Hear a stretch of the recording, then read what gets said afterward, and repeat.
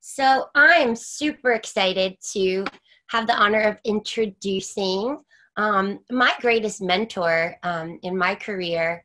I often think like, what would Marian do when I'm taking on other projects? And I've really been inspired by our Burning Man CEO and Burning Man co-founder, Marian. She also started the regional network, had the foresight when Burners started organizing actually around a crisis that the organization was having, and created the first RC, George Papp in Texas. And now we've grown to be on 5 continents. We've got such an amazing community that Marian has been stewarding and holding space for and really bringing others along. So Marian Goodell is joining us. She'll give us some remarks, and then I will take your questions. Please, because the chat gets a little busy, put them in the Q&A tab, which is just next to participants on your bottom row. So without further ado, good morning and good afternoon, Marian. Thanks for joining us. Good morning, Megs. Good morning to those, I think, in the United States, and good afternoon to Europe. I guess we have our version of the European Leadership Conference today. This is super exciting. I am so sad not to be in Estonia. I was definitely looking forward to the Finland portion and the Estonia portion that I was traveling to. And I'm really grateful for the work that both of those communities did a couple of weeks ago when it looked like this pandemic might not be as bad as it has turned out to be. We were all still hoping to gather, but obviously it took over the world in a literal sense of the word. My remarks differ from week to week right now, trying to answer to people sort of where are we at. I'd love to make sure that I have enough time to take questions from you all. At this point, the thing that's really important is that Burning Man is really a fundamental platform for how we treat one another. And Black Rock City is a place that has given people a lot of opportunity to learn how to be resilient and to work with other people. And if you haven't been to Black Rock City and you've just, been part of your own event in Europe, the same traits are very evident no matter where we do it, when we're coming together and we're working together and we're building things together and we're treating each other well. And we're looking forward to the future of building community with each other. Those are very important threads of the traits of who we are as Burning Man. This, situation that we're all in is going to put probably a stress on our lives for a lot longer than we want. And I think that what's happening around me and those of us from the organization that are working from home are the same that's happening for others. People are wanting to be connected, but the burners are actually wanting to be connected, making the connections happening. And then at least some of the stories I've heard, they're doing something. There have been things, at least here in the United States, like drives for masks. A lot of the VWB projects have been around making sure that the N95 masks that the healthcare workers need are sent to where they're needed. And I know that there's a group in New York that did 3D printing to take a ventilator that normally goes to one person, but they created a system for it to go to 4, and they made a 3D piece. And there was an article about them in a New York publication that's been traveling around, and those are burners that did that. And everybody's making change and innovation, but as a community, we're certainly well adapted to living and working in unique environments, whether it's Black Rock City or whether it's the desert of Spain, where we need to move quickly in order to bring our community together and solve a problem, because we're living usually temporarily in unique locations that are forcing our innovation and community-like minds to take care of others immediately, often before ourselves. At this point, I think a lot of people want to know whether we're going to have Black Rock City or not. And we're going to be making that decision in this next week. And whether we have Black Rock City or not, Burning Man Project, our entire goal is to keep the Burning Man culture going out in the world. And so if Black Rock City is not going to happen, you will see a lot of the energy that comes out of the Burning Man Project will be turning towards all the different ways in which Burning Man can happen beyond Black Rock City. So that includes the Burners Without Borders projects and their endeavors. It includes civic arts. It includes the regional community work. It includes stimulating theme camp connectivity. I was on last Saturday on the theme camp symposium. We had nearly 900 people on that, and they're all primed and ready. Those are cultures, subcultures, and many communities also raring to go and help make change happen in the world. And art collectives, performance collectives. So Burning Man is on the brink of being a very helpful, very useful, very productive cultural movement in the midst of a global health challenge. And I don't want to just use the word pandemic all the time, because the challenge that we're facing is the health challenge, the health crisis, but we're also going to be facing an economic crisis. And in so many other layers, when I look ahead at how we operate, we're accustomed also to reusing supplies, MacGyvering, I think we call it, at least in America, from a TV show called MacGyver. We fix things with the supplies that we have. We are accustomed to working in environments of scarcity. And I think that if the economy continues to go like it's going, the global economy, we're going to need more and more confidence for people to be ready and prepared to step in, to lead, to bring people together, to lead from behind, and give each other an opportunity to learn, to help others, to teach, to fix, to repair hearts and minds and communities, and to really be a force for change. And I don't know that we will all know that it's Burning Man. And I don't know that we need to know that it's Burning Man. What we need is to be in our hearts and our minds and our bodies and our souls, so that we can take what's happening around us and be better and be kinder, and to do it in the sense of community. I think that what we have in common is trust. If you've been part of a Burning Man event, Burning Man-like event, whether it's Black Rock City or not, that's a bond, that's a trust, that's a thread of commonality. And I've always said, people have asked me over and over, what would happen? Where would we go? And without any other sentence around that, I knew what they meant was, what if the world sort of went crashing? Where do the burners meet? And 10 years ago, I used to say different locations. And now we don't need a location. We are everywhere. And so we can meet where we are and help make things happen. And of course, now we can't meet where we are. So we get to use tools of technology just like Zoom, and we get to bring ourselves together. And so I am really looking forward to the other side of this pandemic. I'm looking forward to the journey.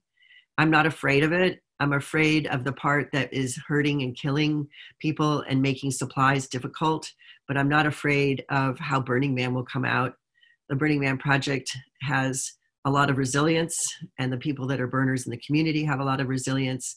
And I'm looking forward to hearing your stories of how you brought community together under these circumstances and what kind of things and changes. There's going to be a lot of opportunity for you guys to take your communities that may be scattered in different areas in different parts of each of your countries, and to listen to what's going on and listen to what people need, particularly, as I said, on the other side of this, what kind of repair is needed to the hearts and minds of different villages and cities, what kind of repair is needed in your local government, in your local culture.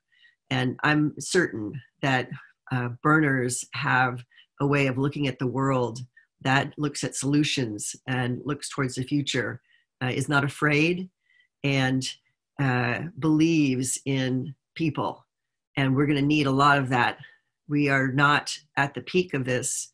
It's not done yet. And there's a lot of time that people are going to still spend at home and in isolation. And burners like connectivity. So I'm here to help lead the Burning Man project. I'm not your boss, but I am in the position of helping guide the organization. And I want you all to know that we're here to help support you.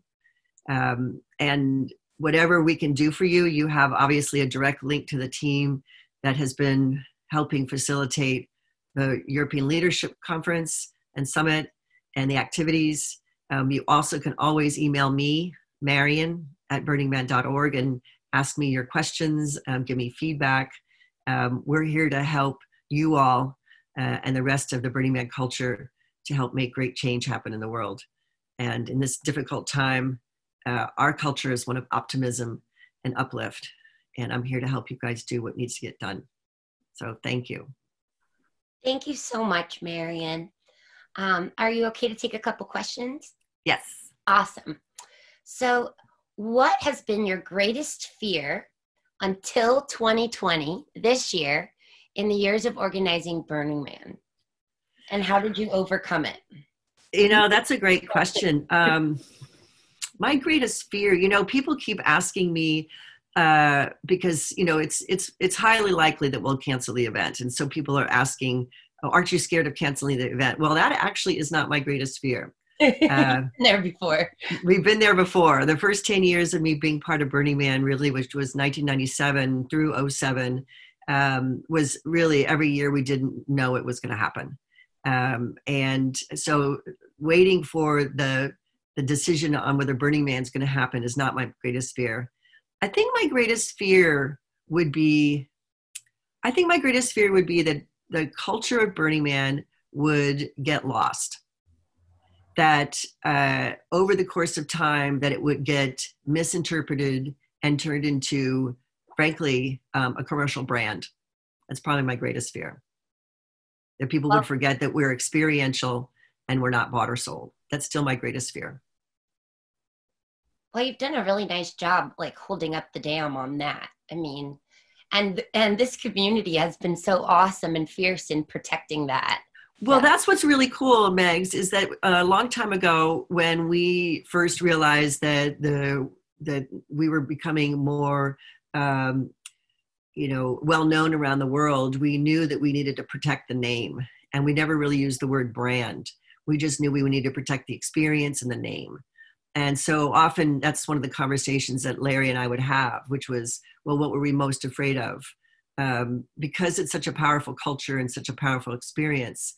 The only fear we really had would be, was years ago. It wasn't even more recent, because the goal was always to help the culture flourish and have the culture itself monitor and guide and give the feedback and do the storytelling to help others, so that organization wasn't the boss of that. We taught and we taught and we taught. So the fear was that we hadn't taught enough or fast enough when commerce and culture started putting pressure. And Megs, you're right. I mean, the most of the input we get and most of the feedback are from Burning Man participants giving feedback to the rest of the world when they try to take the culture away. Yeah, it's been amazing to see that people care about it so much. These guys care about it so much that they also don't want it to be compromised in this balance, and finding that, and that line is always moving.